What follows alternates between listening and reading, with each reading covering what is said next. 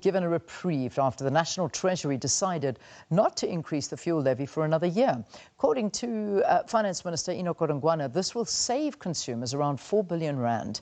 Treasury also proposed to increase value-added tax by 1 percentage point from 15 to 16%. But remember, that's over the next 2 years, half a percentage point per year. Government also proposes no inflationary adjustment to personal income tax brackets, rebates and medical tax credits, hoping that these measures will raise 28 billion rand in additional revenue for the 2025-2026 year and 14.5 for the following year.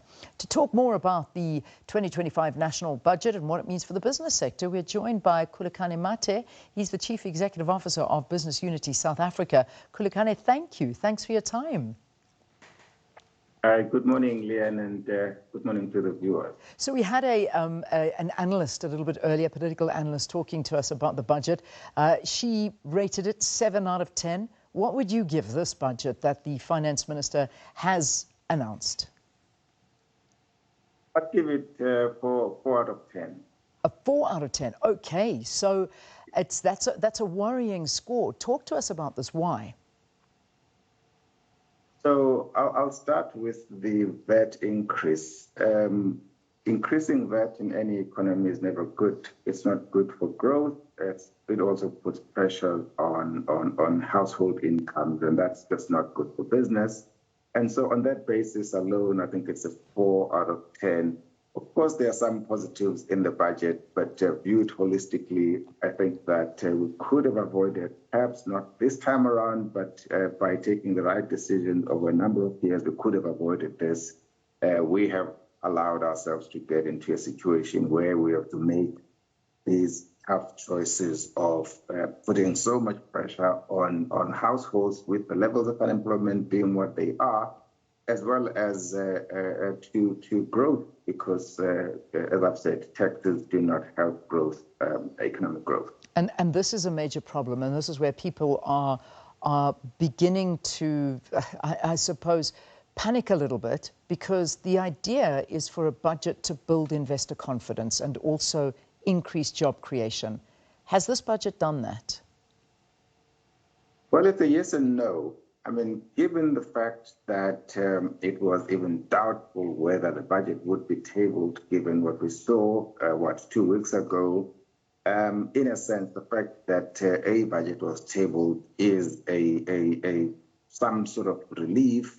But the fact that immediately after, or in fact, as the budget was being tabled, there were all sorts of noises with some in the government of national unity disowning the budget and saying that they will not support it, does leave us in a situation where there is a degree of uncertainty, certainly for South Africans, because if this budget is not passed, then we know that apparently the law states that the previous budget would then have to apply.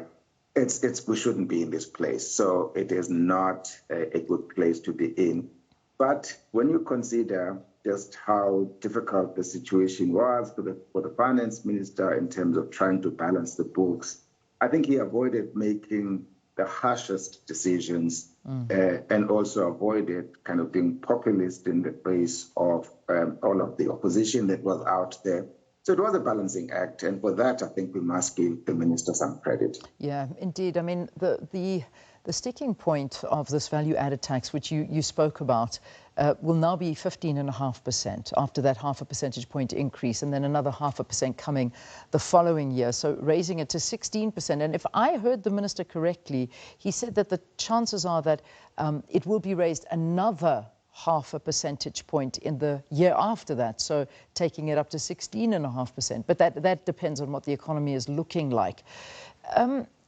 This has been a very, very highly debated and sensitive topic that people have been against. All areas have spoken about this since that budget was stopped 3 weeks ago, and yet the minister going ahead and saying, I have no option. Is it a fair compromise, or does he actually have other options available? Given that it was so late, Leanne, I think he didn't have too many options, really, to balance the books. But what I have difficulty with is we didn't have to find ourselves in this position, kind of last minute situation, the sort of brinkmanship that we're seeing, because it has been clear for well over 10 years that our economy is not growing. When your economy is not growing, like the advice we give everybody is try and cut your spending so that you can live within your means. Our government has not done that. Our government has allowed our spending to continue increasing, reaching a point where if these taxes had not been raised in this case, but then we would really find ourselves in serious trouble having to compromise on frontline services that we desperately need as a country. Yeah. So it is a lesson that we should take the tough decision at the right time to avoid having to really put ourselves under a difficult situation such as we're in. Yeah, and it is, and I think we're in for an incredibly rocky ride. I mean, the minister basically saying that he weighed up policy trade-offs, including increases to corporate and personal income taxes, which, as the business sector, I'd love to get your opinions on this. I mean, this must be positive news for you. However, a lot of people actually saying, but you know, this should be harder on the ultra wealthy, this budget. And we should start seeing wealth taxes. We should start seeing ad valorem taxes that are being increased, perhaps a luxury goods tax. These are the kind of things that people are aiming at. But can we afford that right now? I don't think we can. So for instance, on the corporate income tax, we are one of the highest, jurisdiction when it comes to corporate income tax compared to countries like us around the world. So we are already taxed very highly, and this was not an option. Similarly, I think the idea of a wealth tax, I'm no expert in tax, but I don't think that we are in a position where we can do that, because we have to weigh up things like savings that we need in an economy. And rich people are known to be quite mobile. So you could have a situation, as I think the Commissioner of the Revenue Service indicated, have a situation where people just change jurisdictions and move to other countries, because if we raise that burden to a level that is...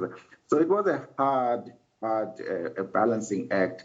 And by all accounts, that was one of those taxes where, compared to other countries, we're still relatively low. So that could be high.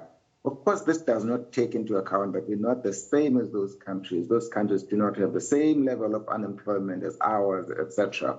So simply looking at the level of the VAT compared to other countries doesn't tell the full story. And this is why there are such rejections of the VAT increase, because we are a country with high levels of unemployment. Yeah, we do. And I respect the minister. When we had him a bit earlier, he was giving us examples of many of the major corporates, and particularly in the mining sector, that are laying off workers, and that you'll have about 13,000 people jobless in an environment like this. But they're jobless, they're unemployed, they're not earning an income, and yet these are the exact people, along with you and I, who are going to be paying VAT. You cannot escape VAT. So we actually are not helping them. We're not helping them at all. That was just one of the thoughts that jumped into my mind as you were speaking. Eskom, the minister also highlighted this, and we spoke about the final phase debt relief being decreased from 70 billion debt takeover and replaced with a 40 billion in 2025, and then 10 billion in 28-29, resulting in a saving of about 20 billion rand. Also, no extra bailouts for SOEs. We surely can't afford that. But electricity supply, is the corporate sector happy with what's going on?